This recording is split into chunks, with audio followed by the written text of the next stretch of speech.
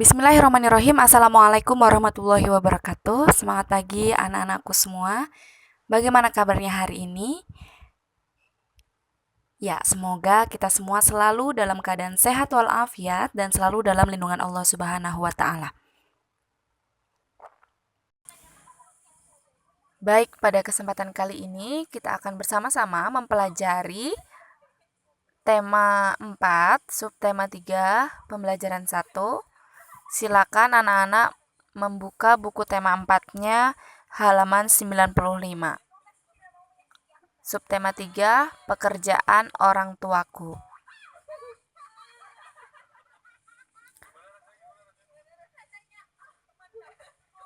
Sudah dibuka semua ya?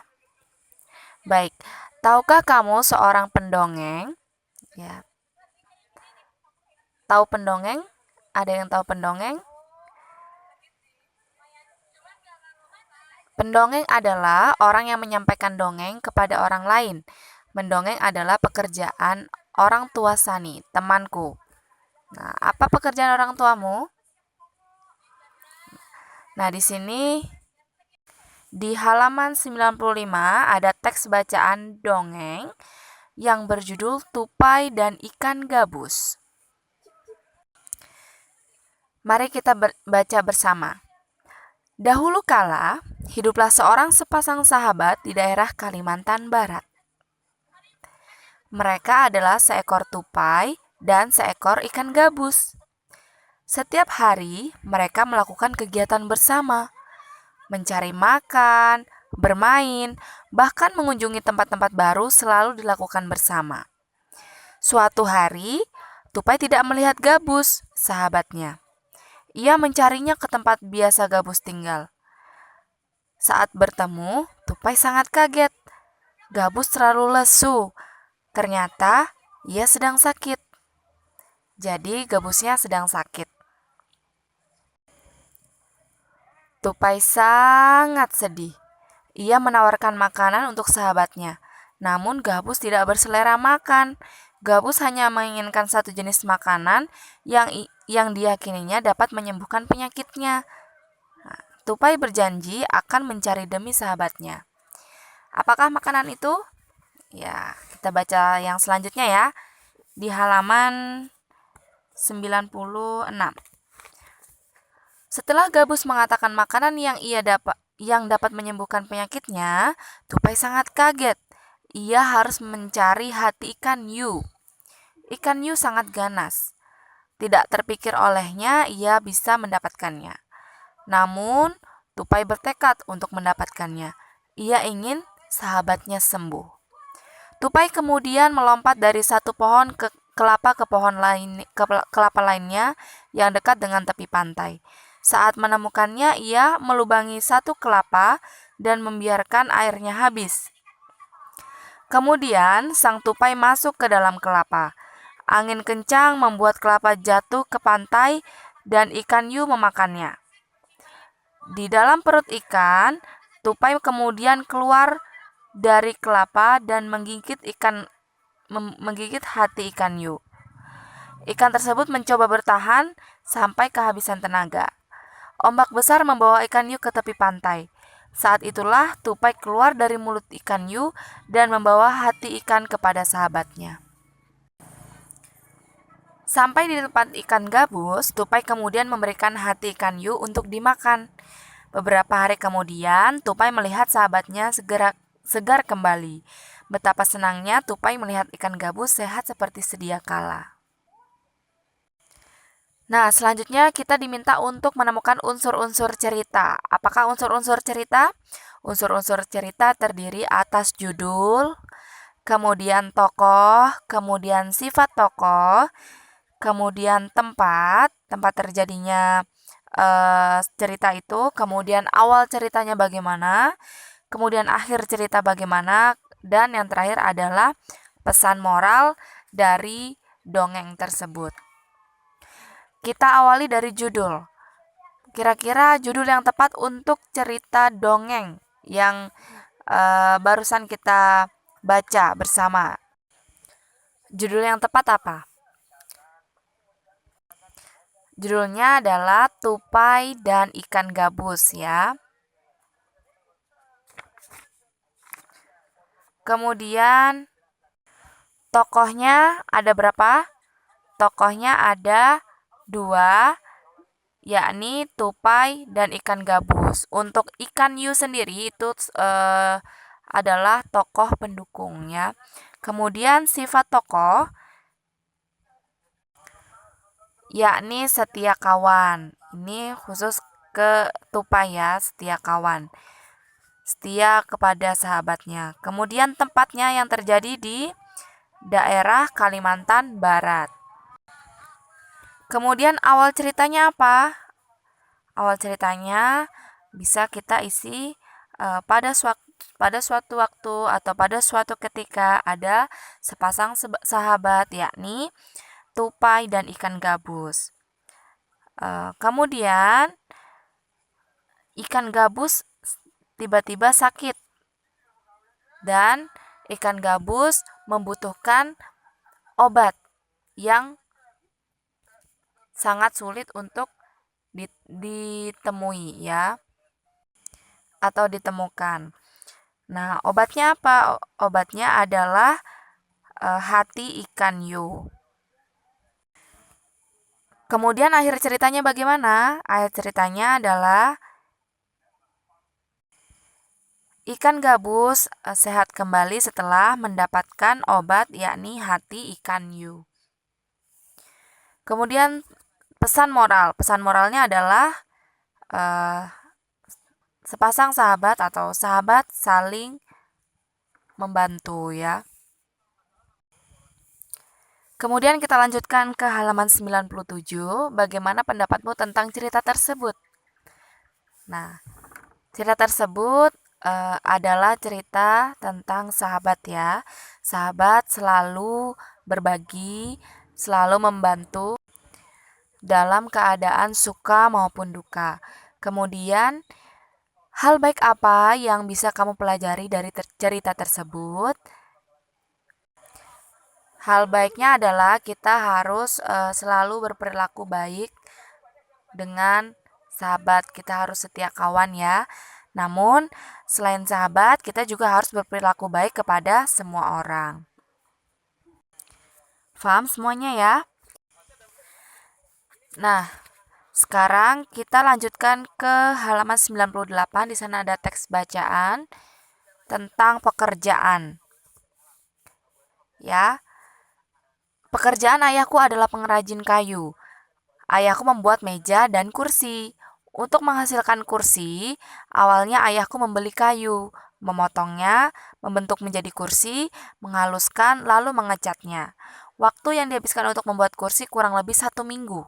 Ayahku menjual meja dan kursi buatannya ke toko mebel, ya. Di toko mebel itulah orang-orang bisa membeli meja dan kursi buatan ayahku. Produk apa yang dihasilkan oleh ayah Benny? Ini ayah Benny atau ayah Beno ini? Produknya adalah meja dan kursi, ya. Meja dan kursi. Apakah pekerjaan ayah Benny termasuk menghasilkan barang atau jasa? Jelaskan alasanmu. Nah, pekerjaan ayah Benny ini termasuk ke dalam menghasilkan barang ya. Menghasilkan barang karena barangnya berupa meja dan kursi, ya. Kemudian apa yang harus dikerjakan oleh pengrajin kayu? Yakni membeli kayu dan kemudian mengolahnya menjadi meja dan kursi. Kemudian kita lanjutkan ke halaman 99. Di sana ada beberapa gambar ya. Berikut adalah proses pengolahan kayu menjadi meja dan kursi. Ini prosesnya. Proses dari pohon hingga kemudian menjadi meja ataupun kursi. Yang pertama adalah pohon di hutan ya, pohon yang ada di hutan itu. Kemudian pohonnya ditebang ya, menebang pohonnya ditebang, dipotong-potong sampai membentuk balok-balok ya sesuai ukuran. Kemudian pohon yang sudah dipotong-potong diangkut atau didistribusikan menggunakan truk ya, diangkut ke kota. Kemudian kayu tersebut dibeli oleh pengrajin kayu. Ya, pengrajin kayu adalah orang yang membuat bahan-bahan mebel ya, yang dari kayu. Kemudian dari pengrajin kayu dibelilah kayu ataupun meja yang dibuat oleh pengrajin kayu dibeli oleh orang ya, pemborong, yakni toko mebel. Dimasukkan ke toko mebel, kemudian dibeli oleh konsumen atau pembeli meja dan kursi, para pembeli meja dan kursi. Jelaskan proses yang terjadi sehingga meja dan kursi bisa sampai di rumahmu.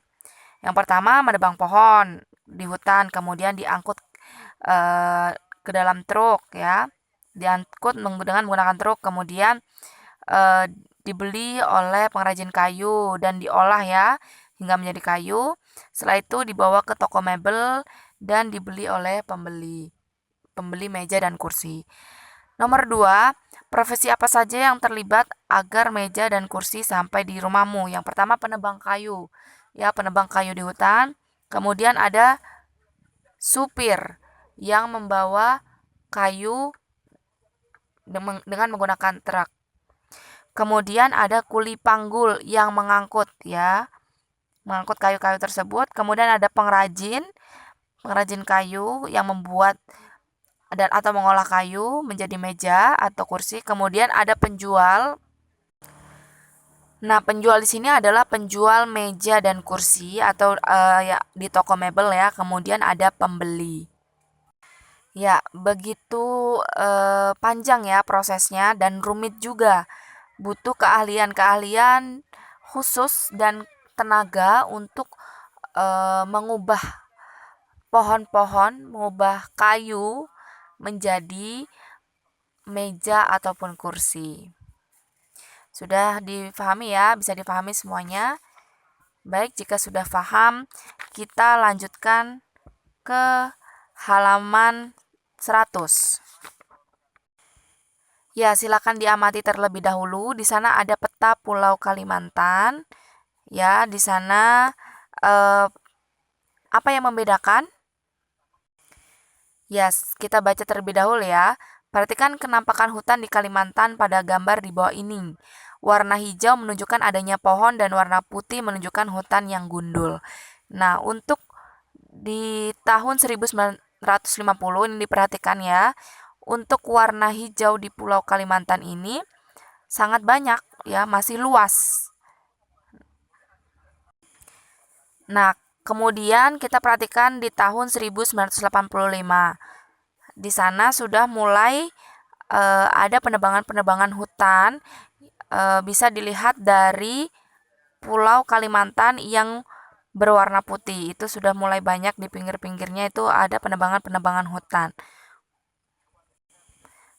Ya, pohon-pohonnya sudah mulai ditebang. Kemudian di tahun 2020 itu sudah mulai banyak ya, agak lebih banyak lagi dari tahun 1985. Dari tahun 2000 ke tahun 2005 perubahannya tidak terlalu signifikan, masih cukup sama ya, hampir sama. Jadi penebangannya tidak terlalu banyak. Namun, di tahun 2010 penebangannya mulai banyak kembali. Ya, sudah hampir 40%, hampir 40% pohon-pohon yang ada di Pulau Kalimantan ini ditebang. Kemudian di tahun 2020 semakin parah ya. Di tahun 2020 ini hampir 50% atau separuhnya dari Pulau Kalimantan. Nah, kemudian dilanjutkan ke halaman 101. Menurutmu bagaimana perkembangan pohon yang ada di hutan Kalimantan dari tahun ke tahun? Diskusikan hasilnya dengan temanmu. Nah, tadi sudah Ustazah jelaskan sebelumnya. Silakan dijawab lagi. Boleh mengikuti apa yang sudah Ustazah jelaskan, boleh dengan menggunakan bahasa yang lain. Ya, dimulai dari tahun 1950, kemudian 1985 kondisi Pulau Kalimantan seperti apa, tahun 2000 seperti apa, tahun 2005 seperti apa, 2010, dan yang terakhir 2020. Ini menceritakan atau menjelaskan atau mendeskripsikan kondisi Pulau Kalimantan dari tahun 1990 sampai 2020. Kita lanjutkan ke pertanyaan nomor 1. Bandingkan kenampakan hutan pada tahun 1980 dan 2010 ya. Di tahun 1950, hampir seluruh permukaan Pulau Kalimantan itu tertutup ya, tertutup hutan. Jadi masih banyak pepohonannya. Kemudian di tahun 2010 hampir separuh hutan Pulau Kalimantan ya, hampir separuh Pulau Kalimantan itu sudah ditebang ya pohon-pohonnya. Kemudian nomor 2, menurutmu mengapa kenampakan hutan pada tahun 1950 dan 2010 sangat berbeda? Nah, di sini ada banyak faktor. Yang pertama ada penebangan hutan ya, penebangan hutan secara liar dan tidak melakukan tindakan reboisasi atau penanaman hutan kembali. Kemudian ada juga faktor karena kebakaran hutan. Kemudian ada yang digunakan untuk sebagai lahan tambang dan lahan perkebunan. Jadi jika ada proyek lahan tambang atau perkebunan, secara otomatis hutan-hutan yang di Pulau Kalimantan itu ditebang dan diganti pohon-pohonnya menjadi perkebunan ataupun wilayah tambang ya. Pertanyaan selanjutnya, bagaimana kondisi hutan jika terjadi penebangan secara terus-menerus? Ya, secara otomatis hutan akan gundul jika tidak dilakukan kegiatan pencegahan atau preventif. Kemudian, apa yang akan terjadi jika pohon di hutan semakin berkurang? Yang akan terjadi adalah ekosistem hutan di Pulau Kalimantan akan rusak. Dan soal yang kelima, apa yang harus kita lakukan untuk menjaga kelestarian hutan? Yang harus kita lakukan adalah melakukan tebang pilih hutan ya. Jadi kita menebang dan memilih dan menebang hutan itu sesuai ukuran pohon. Kita menebang pohon yang diameternya besar atau pohon-pohon yang besar saja. Kemudian tidak lupa kita melakukan reboisasi atau penanaman hutan kembali. Pertanyaan terakhir, sikap apa yang sebaiknya dimiliki oleh pengrajin kayu agar kelestarian hutan terjaga? Sikap yang harus dimiliki adalah menggunakan kayu seefisien mungkin, ya, tidak boros. Baik, sudah bisa dipahami semuanya ya. Nah, sekarang kita akan lanjutkan ke halaman 104. Nah, di sana ada pembelajaran 2 dan ada teks bacaannya. Judulnya adalah Sikap Gotong Royong di Kampung Nelayan. Mari kita baca bersama-sama, oke? Pak Eko tinggal di kampung nelayan dekat pantai. Ia dan warga desa yang lainnya bekerja sebagai nelayan tradisional. Biasanya, Pak Eko dan 6 warga lainnya berangkat pada malam hari. Mereka menggunakan perahu. Mereka bergotong royong untuk menarik jaring. Hasil ikan dari hari itu dibagikan sama rata kepada 7 orang. Nah, berarti temannya sebanyak 7 orang ya, termasuk Pak Eko. Kadang ikan tersebut langsung dijual. Hasil penjualan ikan juga dibagi sama rata. Pada saat tidak pergi mencari ikan, mereka bersama-sama membetulkan jaring yang rusak. Nah, inti dari teks bacaan ini adalah gotong royong ya, yakni melakukan pekerjaannya secara bersama-sama. Mari kita lanjutkan ke halaman 105. Di sana ada beberapa pertanyaan. Pertanyaan pertama, apa contoh gotong royong yang dilakukan Pak Eko dan teman-temannya? Contoh gotong royongnya adalah pertama pergi melaut bersama, ya, pergi melaut bersama-sama dengan menggunakan perahu. Kemudian pergi menarik jaring bersama-sama. Kemudian juga membagi rata hasil tangkapan ya, atau membagi rata uang dari hasil penjualan ikan. Kemudian nomor 2, sikap baik apa saja yang bisa dicontoh dari Pak Eko dan teman-temannya. Sikap baiknya adalah yang pertama gotong royong, ya, bekerja bersama-sama. Kemudian adil dalam membagi hasil ya, hasil tangkapan maupun hasil uang yang telah mereka dapatkan. Kemudian soal nomor 3, sikap Pak Eko dan warga Kampung Nelayan mengaplikasikan sila Pancasila. Menurutmu sila keberapakah itu? Ya, sila ke-3. Ya, persatuan yang adil dan beradab. Mereka bersatu, bersama-sama melaut dan saling membantu, dan juga adil dalam membagi hasil. Kemudian kolom yang di bawahnya, jelaskan makna dari sila Persatuan Indonesia. Persatuan Indonesia bermakna ya kita semua harus bersatu. Walaupun kita berbeda suku, budaya, ras, ya, berbeda wilayah daerah, kita harus bersatu dan saling membantu. Kita lanjutkan ke halaman 106. Nah, di sana ada gambar pohon. Pohon apakah itu? Ya, pohon beringin yang menyimbolkan sila ke-3, yakni sila Persatuan Indonesia ya. Tadi sebelumnya Ustazah salah menyebutkan ya.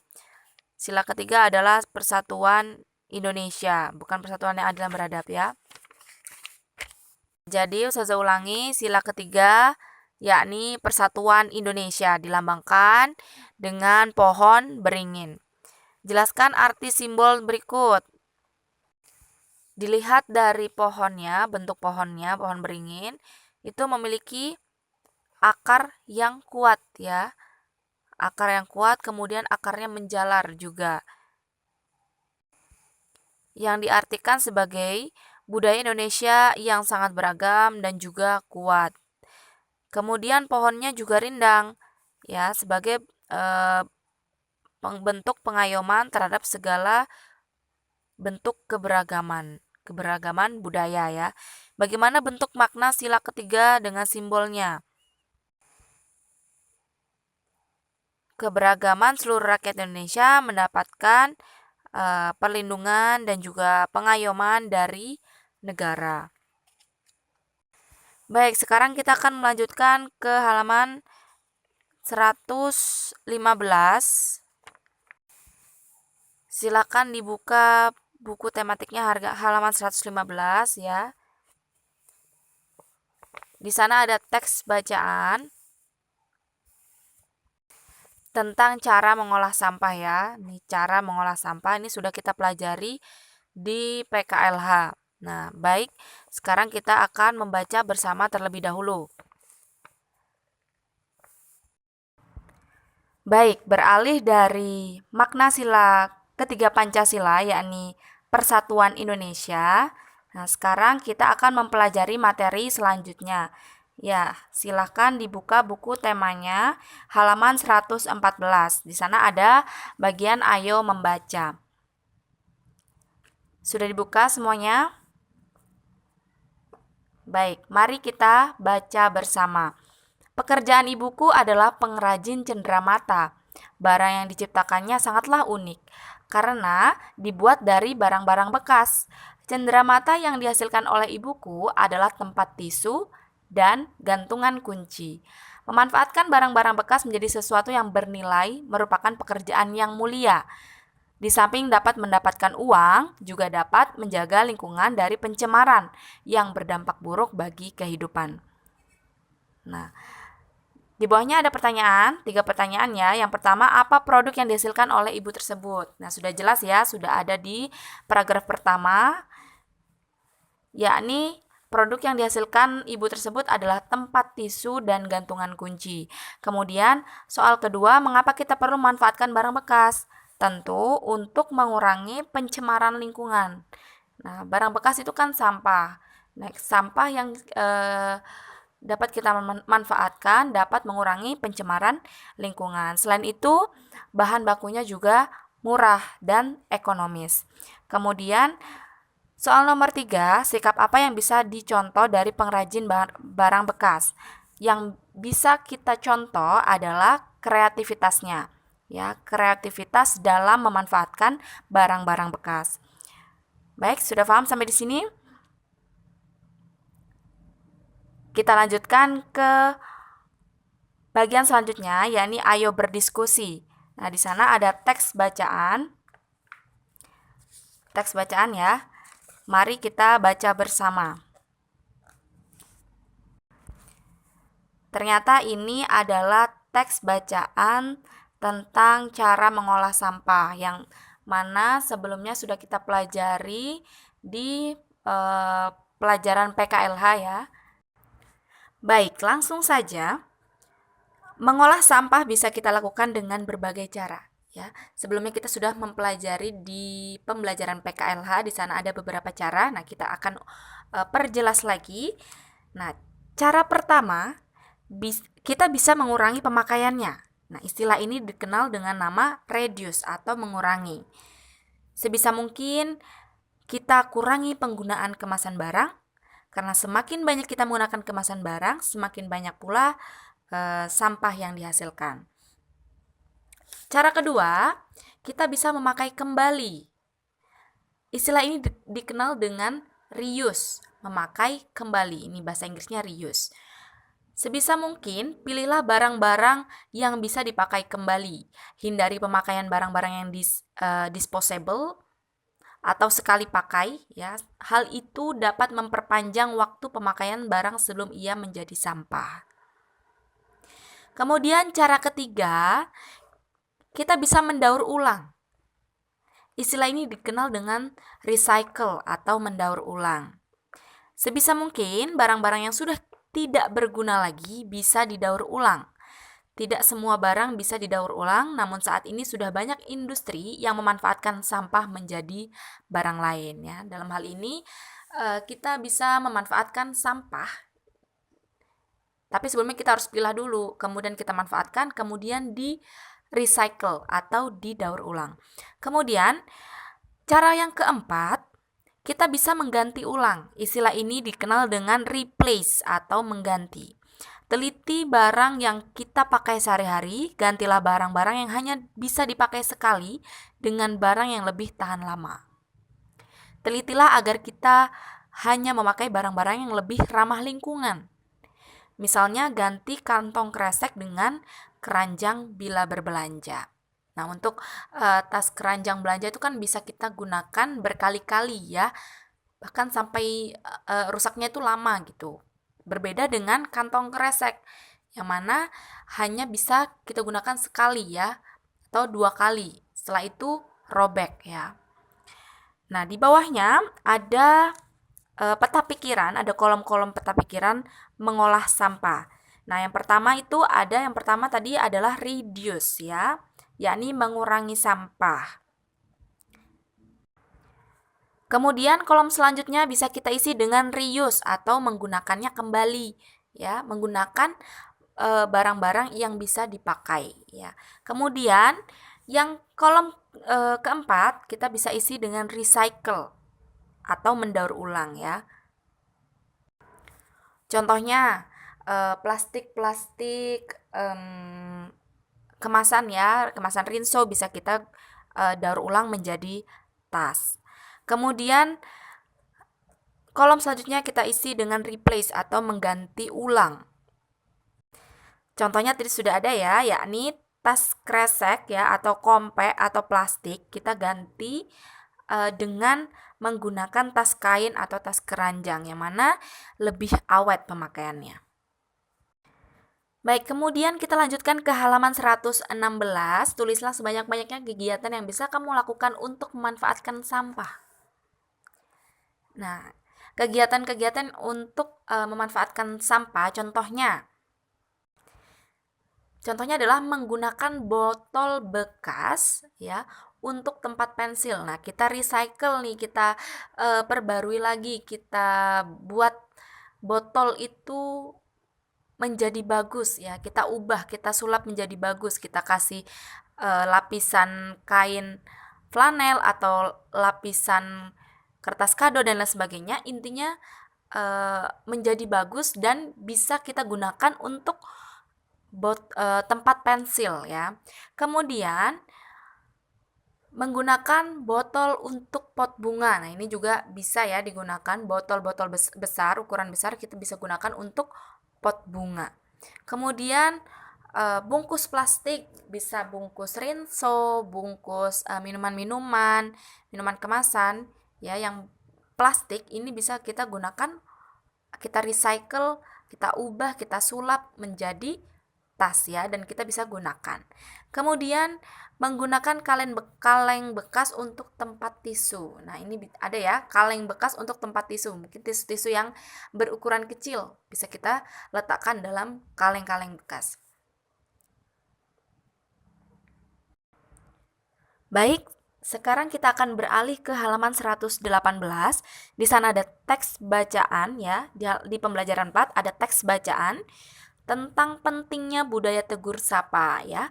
Mari kita baca bersama ya. Di sini Ustazah juga membacakan, dan anak-anak semua di rumah juga ikut membaca dalam hati atau membaca keras juga boleh. Pentingnya budaya tegur sapa. Senangnya tinggal di desa Serehwangi ya. Kedekatan hubungan antar warga membuat mereka saling menjaga. Tidak semua warga Serehwangi merupakan penduduk asli. Sebagian warga merupakan pendatang. Mereka masuk ketika kampung ini dibuka sebagai wilayah transmigrasi. Nah, apa itu transmigrasi? Transmigrasi adalah perpindahan penduduk dari daerah yang padat dipindah ke daerah lain yang tidak padat ya, dalam satu wilayah. Jadi penduduknya dipindah ke suatu daerah yang masih luas ya, belum banyak yang tinggal ya. Jadi supaya tidak padat penduduknya ya. Kemudian orang yang pindah itu disebut dengan transmigran ya. Kemudian kita lanjutkan. Walau demikian, perbedaan asal-usul tidak merenggangkan kedekatan mereka. Kedekatan antar warga dimulai dengan kebiasaan saling tegur sapa. Ketika berpapasan di lorong antar rumah, di jalan, atau di pasar, tak pernah terlewat untuk saling menegur. Sekedar mengucap selamat pagi, selamat siang, atau selamat sore, sampai bertukar kabar atau berbincang sejenak. Semua saling kenal, semua saling peduli. Kita lanjutkan. Di ujung jalan tinggal Nenek Ijah, seorang diri. Ia penghuni tertua di sini. Walau begitu, ia masih mandiri melakukan kesibukan di rumahnya. Kadang ia terlihat menyapu pelan daun-daun di halaman rumah. Lain waktu ia duduk beristirahat di beranda. Pak Tulus, sang kepala desa, rajin menyapa Nenek Ijah. Pagi hari sambil berangkat kerja, ia kerap mampir untuk sekedar mengantarkan ubi atau singkong rebus. Sore hari ia lewat lagi seraya melambai pada Nenek Ijah yang duduk di beranda. Kita lanjutkan ke halaman 119. Pada suatu pagi, Pak Tulus tidak menjumpai Nenek Ijah di halamannya. Sore harinya beranda rumah Nenek Ijah masih tetap sepi. Pak Tulus menyempatkan untuk singgah. Pak Tulus mengetuk pintu tetapi tidak dijawab. Pak Tulus membuka pintu dan melangkah masuk. Betapa terkejut beliau menjumpai Nenek Ijah terkulai lemas di depan ruang tengahnya. Di raba dahinya terasa agak hangat. Rupanya Nenek Ijah sedang sakit. Pak Tulus menyesal tidak menyempatkan mampir tadi pagi, namun belum terlambat. Pak Tulus mengajak beberapa warga membawa Nenek Ijah ke dokter terdekat. Pak Tulus mengatur jadwal warga yang akan bergantian menjaga Nenek Ijah sampai pulih. Tidak ada warga yang menolak, semua sukarela membantu. Mereka tahu kelak suatu ketika mereka dalam kesulitan, pasti akan dibantu. Budaya tegur sapa menjadi perekat warga. Budaya tegur sapa membangun kepedulian terhadap sesama. Nah, di bawahnya terdapat kolom-kolom. Di sana berisi tokoh sifat tokoh, tempat, awal cerita, ya, itu adalah bagian-bagian dari cerita, ya, atau unsur-unsur cerita.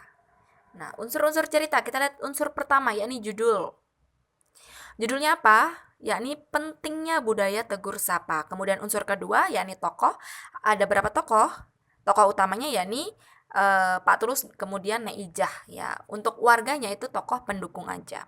Kemudian sifat tokoh untuk Pak Tulus ini adalah sifatnya adalah bertanggung jawab, kemudian baik hati, ya. Kemudian tempatnya di Desa Serehwangi. Kemudian awal ceritanya adalah di awal-awal ini menceritakan tentang kondisi di Desa Serehwangi itu bagaimana, yakni saling bertegur sapa, ya.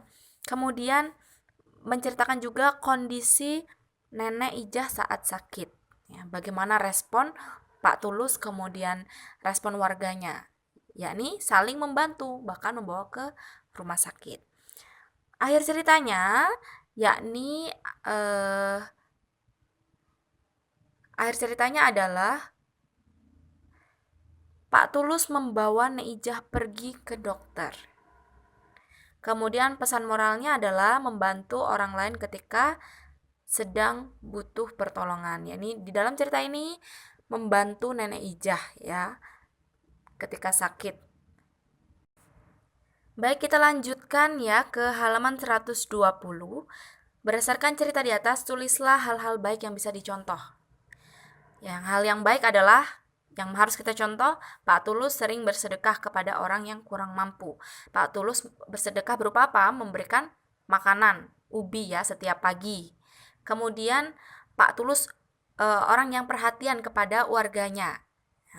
Perhatian kepada warganya, khususnya Nenek Ijah ini sedang sakit dan diperhatikan dalam bentuk merawat dan membawanya ke dokter. Kemudian apakah Pak Tulus sudah mengamalkan sila ketiga Pancasila? Ya, Pak Tulus sudah mengamalkan. Pak Tulus tidak membeda-bedakan warganya atau tidak pilih kasih terhadap warganya. Pak Tulus memberikan bantuan kepada siapapun. Kebetulan di dalam cerita tersebut, Pak Tulus memberikan bantuan kepada Nenek Ijah. Berdasarkan cerita di atas, tulislah hal-hal baik yang bisa dicontoh warga desa Serehwangi. Warga desa Serehwangi selalu bertegur sapa, ya, atau saling menyapa saat bertemu. Kemudian hal-hal baik selanjutnya yakni saling tolong menolong, ya, tulus, ikhlas, ya. Selanjutnya, apakah warga desa Serehwangi sudah mengamalkan sila ketiga Pancasila? Ya, sudah, karena warga Serehwangi memberikan pertolongan kepada Nenek Ijah, ya. Segera memberikan pertolongan kepada Nenek Ijah, ya. Karena Nenek Ijah sedang butuh pertolongan. Meskipun kamu bukan warga desa Serehwangi, hal apa yang kamu lakukan melihat kondisi Nenek Ijah? Ya, kita harus menolong Nenek Ijah, memberikan obat, atau membawa ke dokter atau ke puskesmas atau ke rumah sakit, ya, dirawat warganya. Sikap-sikap baik apa yang bisa kamu contoh dari warga Serehwangi? Tentu, ya, saling bertegur sapa, kemudian saling tolong menolong dengan ikhlas, sepenuh hati, tulus, ya.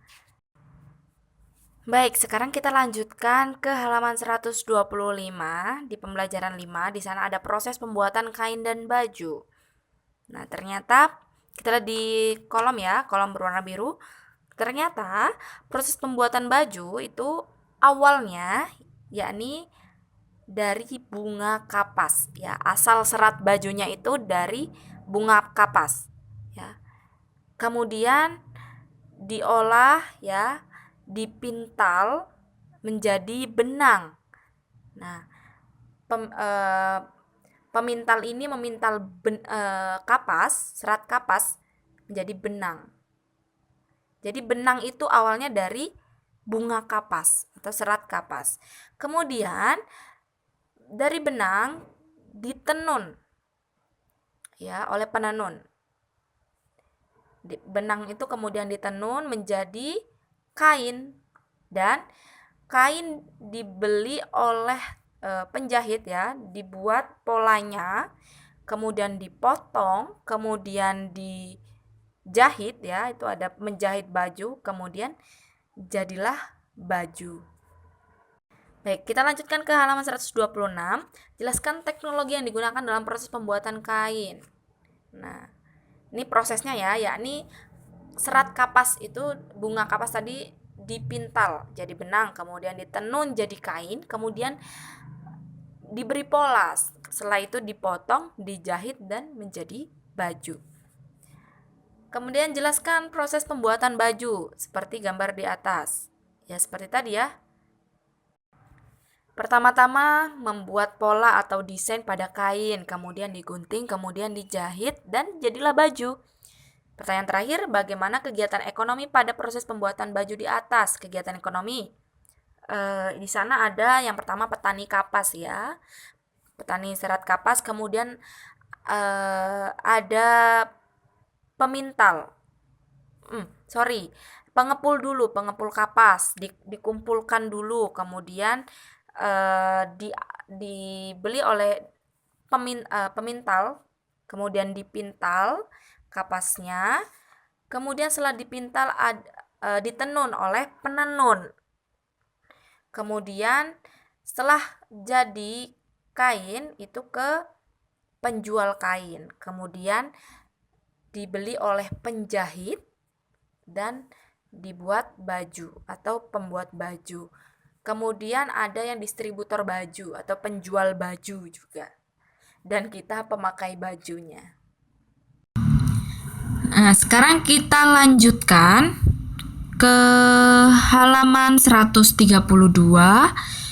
Di sana pembelajaran 6. Bacalah kembali tentang cerita tupai dan ikan gabus. Sana sudah kita baca ya, masih ingat ya?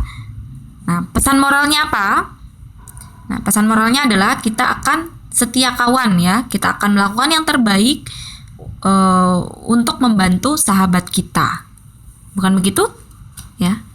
Kemudian dalam 133, apakah pada cerita tupai dan ikan gabus kamu menemukan sikap-sikap yang baik dan sikap yang kurang baik? Nah, menemukan ya, sikap yang baik adalah saling tolong-menolong antar sahabat ya. Dibantu ikan gabusnya oleh tupai. Kemudian sikap yang tidak baik adalah tupai ini menghalalkan segala cara ya, termasuk mengorbankan ikan hiu. Kan itu mengorbankan ikan hiu ya. Itu tidak baik. Walaupun demi ikan gabus, demi sahabatnya. Tetapi sikap ini adalah tidak baik ya, menghalalkan segala cara ya. Mengorbankan ikan hiu. Baik, sudah paham ya? Kita lanjutkan ke kolom yang ada di bawahnya. Apakah kamu sering menemukan sikap yang baik dan sikap yang tidak baik di lingkungan sekolahmu atau di lingkungan sekitarmu? Nah, Ustazah beri contoh jawabannya ya. Untuk contoh dan bukan contoh ciri-ciri kesimpulan, untuk yang contoh ini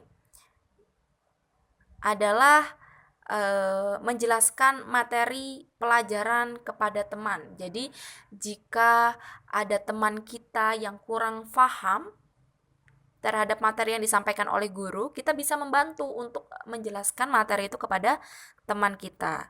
Tetapi yang bukan contoh adalah memberikan jawaban saat ujian berlangsung. Itu tidak baik ya, karena itu akan berdampak negatif oleh orang yang kita beri jawaban. Jadi mereka akan malas belajar, mereka akan mengandalkan kita nanti. Kan ada si Akmal misalnya, dia sudah belajar, kita tanya aja nanti pas ujian sama Akmal, kita nggak perlu belajar lagi. Itu tidak boleh ya. Jadi tidak boleh memberi jawaban. Kemudian ciri-cirinya sesuai dengan peraturan ya atau norma. Kemudian kalau untuk kesimpulan, kita harus berbuat baik dan mematuhi peraturan yang ada. Baik, paham ya? Bisa dipahami semuanya? Baik, itu tadi pembahasan materi pembelajaran pada hari ini. Semoga dapat dipahami dengan mudah sehingga dapat bermanfaat untuk kita semua. Amin ya rabbal alamin. Ustazah akhiri. Wassalamualaikum warahmatullahi wabarakatuh.